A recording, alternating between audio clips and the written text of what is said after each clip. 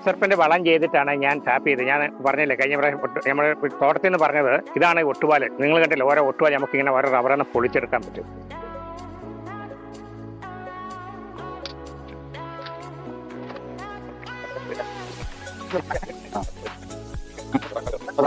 അപ്പോൾ ഇത് പറയാനും കാരണം എന്നാ വെച്ചാൽ ഇവന് കൊടുക്കാനുള്ള കൂലി, ടാപ്പിംഗാറിന് കൊടുക്കാനുള്ള കൂലി നമുക്ക് ഈ ഒട്ടുപാലിൽ നിന്നും അതുപോലെ 2 ദിവസം കൂടുമ്പോൾ ഞാൻ ഇങ്ങനെ പൊളിച്ചെടുക്കുന്നതാണ്. അതുപോലെ ചേട്ടപ്പാലും പൊളിച്ചെടുക്കും. അപ്പോൾ വീഴ്ച നിൽക്കും. ഈ പാലിന് കൊഴുപ്പുള്ളതുകൊണ്ടാണ് ചേട്ടപ്പാൽ നമുക്ക് ഇങ്ങനെ പൊളിച്ചെടുക്കാൻ പറ്റുന്നത്. കൊഴുപ്പില്ലെങ്കിൽ നമുക്ക് ചേട്ടപ്പാൽ പൊളിച്ചെടുക്കാൻ പറ്റത്തില്ല. അപ്പോൾ അതാ ഞാൻ പറഞ്ഞ വെട്ടുകാരന് കൊടുക്കാനുള്ള കൂലി നമുക്ക് നെപ്സപ്പിന് വളം കൊടുത്തപ്പം പണിക്കൂലി കൊടുക്കാനുള്ളത് നമുക്ക് ഒട്ടുപാലിൽ നിന്നും ചേട്ടപ്പാലിൽ നിന്ന് കിട്ടുമെന്നാണ് ഞാൻ പറഞ്ഞത്. ഇപ്പോൾ ഞാൻ ഒരു മാസം ആകുന്നുള്ളൂ ഇത് എൻ്റെ ഒട്ടുപാലിൽ. ഇതൊരു 2-2.5 കിൻറ്റൽ ഒട്ടുപാലുണ്ട് ഇത് ഇങ്ങനെ ഒഴിട്ട് കിടക്കുന്നത്. അതുകൊണ്ട് സുഖമായിട്ട് ഇപ്പോൾ അവന് കൊടുക്കാം. അപ്പോൾ ഞാൻ പറഞ്ഞില്ലേ എനിക്ക് ഈ 700 മരം വെട്ടിക്കഴിഞ്ഞാൽ ഞാൻ 1000 മരം വെട്ടി എനിക്ക് 200 ലിറ്റർ പാലാണ്. അതാണ് അതിൻ്റെ മെച്ചമുള്ളൂ. പാലും നല്ല DRC, പാൽ നല്ല DRC ഉണ്ട്.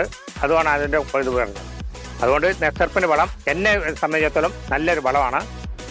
ചെയ്യാൻ താല്പര്യമുള്ളവർ ചെയ്യണം എന്നാണ് എനിക്ക് പറയാനുള്ളത്.